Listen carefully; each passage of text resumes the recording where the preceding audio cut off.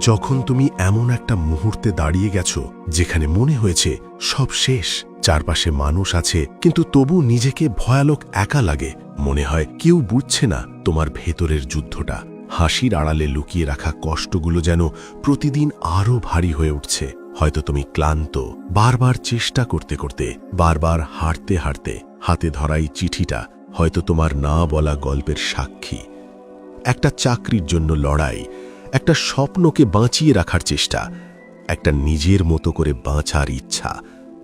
কিন্তু একটা প্রশ্ন, তুমি কি সত্যি হার মেনে নিতে চাও?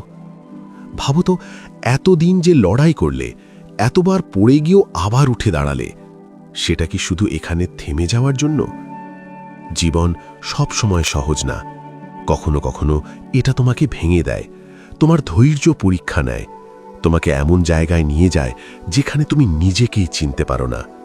কিন্তু জানো, সবচেয়ে অন্ধকার রাতের পরেই সূর্য ওঠে। সবচেয়ে কঠিন সময়টাই তোমাকে সবচেয়ে শক্ত মানুষ বানায়।